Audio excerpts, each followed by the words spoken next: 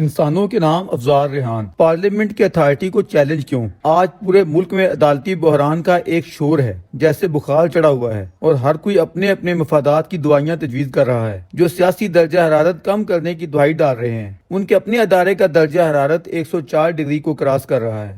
صبح و شام نئے سے نئے بنچ بنوائے اور تڑوائے جا رہے ہیں، مفاداتی گیمیں زوروں پر ہیں۔ 184 ڈی کا رونا تھم نہیں رہا، سو موٹو جیسے مذاق بنا ہوا ہے۔ کوئی روک ٹوک، کوئی اصول ضابطہ، کوئی شرمندگی، کوئی ضمیر کی رمق کہیں دکھائی نہیں دیتی۔ جن کا کام انصاف دینا تھا وہ انصافی تحریکیں چلا رہے ہیں، ننگے نیترے ان کے دم چھلے بنے ہوئے ہیں۔ انصاف کے دوہرے نہیں تیرے چورے معیارات گھڑے جا رہے ہیں۔ جسے شک ہے وہ ڈوگر کوٹ سے ہوتے ہوئے براستہ کھوسا بابا رحمتہ سٹاپ تک پہنچ جائے۔ جہاں اپنا مطلب ہوا وہاں بال کی کھال ادھیڑنے بیٹھ گئے، بصورت دیگر آنکھ کا شہتیر بھی نہیں دکھتا۔ سیدنا مسیح نے ایسے انصافیوں اور فریسیوں کے لیے کیا خوب کہا تھا، تم لوگ مچھر کو تو چھانتے ہو مگر ہاتھی کو نگل جاتے ہو۔ پستی و زوال میں گرے ہوئے پسماندہ معاشروں میں کچھ اسی نوع کی منفی چلتی ہے، جس کے مظاہر ہم نے متذکرہ بالا کورٹ میں دیکھے۔ عنایت و بخشش پر آئے تو پارلیمنٹ پر حملہ آور ہونے والے آئین شکنوں کے راستوں میں بہاروں پھول برسا اگاتے ہوئے پورے کے پورے آئین کی تمام تر شکوں کو ریوڑیاں بانٹنے والوں کی طرح بچھا دیا، اور وہ اختیار بھی ان کے نظر کر دیا جو خود بانٹنے والے کے اپنے پاس بھی نہیں تھا۔ یہ کہ آپ حضور اتنے برسوں تک اس قوم اور جمہوریت کی دھلائی کر سکتے ہیں، بلکہ آپ حضور کو یہ حق حاصل ہے کہ آئین میں جو نئی ترامیم چاہیں جب ضرورت و خواہش ہو وہ آپ حضور خود فرما سکتے ہیں۔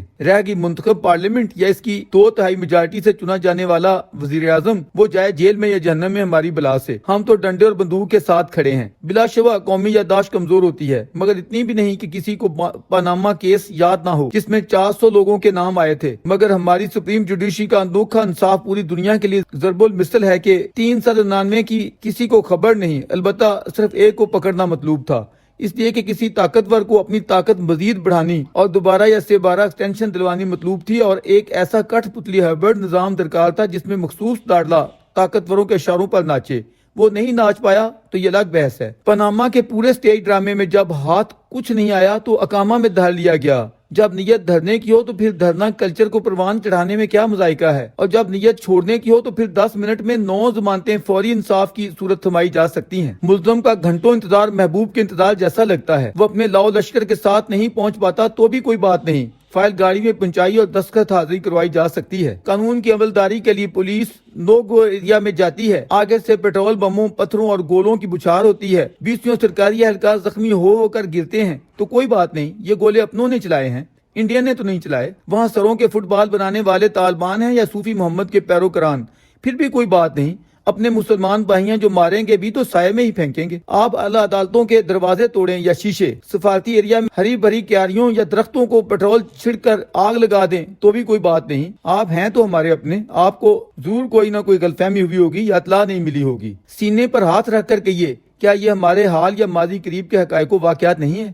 اس کے بعد بھی یہ تقاضا ہے کہ ہمارا احترام منتخب پارلیمنٹ سے بھی اونچا ہونا چاہیے۔ چھ مانی داد پارلیمنٹ کا شکریہ کہ بالآخر اس نے 22 کروڑ عوام کی ناموس کا کچھ ادراک و احساس کیا ہے۔ پہلے میچ فکسنگ ہوتی تھی، پھر بینچ فکسنگ، اور اب الیکشن فکسنگ ہونے جا رہی تھی جس میں روک لگے گی۔ بھائی آپ کی جان پر ایسی کیا بنی ہے کہ ہماری تنہائیں کاٹ لو، سیاسی درجہ حرارت کم یا زیادہ کرو، انڈر ٹیکنگ دو۔ آپ کسی پسماندہ گاؤں کی پنچایت ہیں یا آئین و پارلیمنٹ کا تخلیق کردہ ادارہ؟ آپ کو یہ حیثیت کس نے دی ہے کہ آئین ساز ادارے یعنی پارلیمنٹ کی قراردادوں کو مسترد کر دو؟ آج یہاں 4-3 اور 3-2 کی بحث ہو رہی ہے۔ کیا اس ملک میں کوئی ایک قانون دان ہے جو 4-3 کے فیصلے میں کوتاہی کو ثابت کر سکے؟ منتخب وزیر اعظم پر یہ پابندی لگواتے ہیں کہ پوری کابینہ سے منظوری کے بعد وزیر اعظم کا فیصلہ بنتا ہے۔ اپنی مرتبہ یہ تک بھول جاتے ہیں کہ سپریم کورٹ کسی فرد واحد کا نام نہیں، اور حساس قومی معاملات میں فل کورٹ کی کیا اہمیت ہے۔ فل کورٹ تو دور، یہاں تو آپ 4-3 کو برداشت کرنے کے لیے تیار نہیں۔ کیوں؟ قانون کے طالب علم کی حیثیت سے عرض ہے کہ اس طرح کے ماحول میں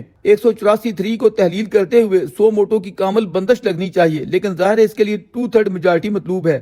رہ گیا سپریم کورٹ رولز میں ترمیم کا معاملہ۔ اگر یہاں بھی مقننہ قانون سازی نہیں کر سکتی تو پھر چھوڑیں قومی اسمبلی، سینٹ یا پارلیمنٹ کا، ان کا تو وجود ہی بے معنی ہے۔ بس ایک منصفی پر براجمان شخصی سب کچھ ہے، جو مزاج یار میں ہے، بس وہی آئین و قانون اور وہی پارلیمنٹ ہے۔ غضب خدا کا، پی ٹی آئی کا دماد افطاری پر بلاتا ہے تو اعلیٰ جوڈیشری کے 20 ججز بھاگے چلے جاتے ہیں۔ اس کے بعد کہا جاتا ہے کہ پارلیمنٹ کو قانون سازی کا حق نہیں۔ قاضی فائز عیسیٰ جیسے باصلاحیت اور ہر دل عزیز جسٹس کی سربراہی میں 3 رکنی بینچ فیصلہ دیتا ہے کہ پارلیمنٹ کی قانون سازی تک 184 کے معاملات زیر التوا رہیں گے تو کہا جاتا ہے کہ یہ کسی کی شرارت ہے۔ جسٹس قاضی فائز عیسیٰ صاحب کے خلاف ریفرنس اور جھوٹے مقدمات بناؤ تو یہ شرارت نہیں، بعد ازاں یہ توجیہ پیش کرو کہ یہ جھوٹا ریفرنس ہم نے نہیں فلاں طاقتور نے ہم سے بنوایا تھا تو یہ بھی شرارت نہیں۔ بہرحال یہ خبر خوش آئند ہے کہ سپریم جوڈیشری کے رولز میں ترمیم کے لیے مسودہ قانون کو جس طرح قومی اسمبلی نے متفقہ طور پر پاس کر دیا تھا، اب سینٹ نے بھی 19 کے بالمقابل 60 اراکین کی میجارٹی سے اسے پاس کر دیا ہے۔ اب اصولاً صدر کو بھی پارلیمنٹ کے احترام میں سرنگوں ہو جانا چاہیے، جبکہ ادھر سے اس نوع کی خبریں آ رہی ہیں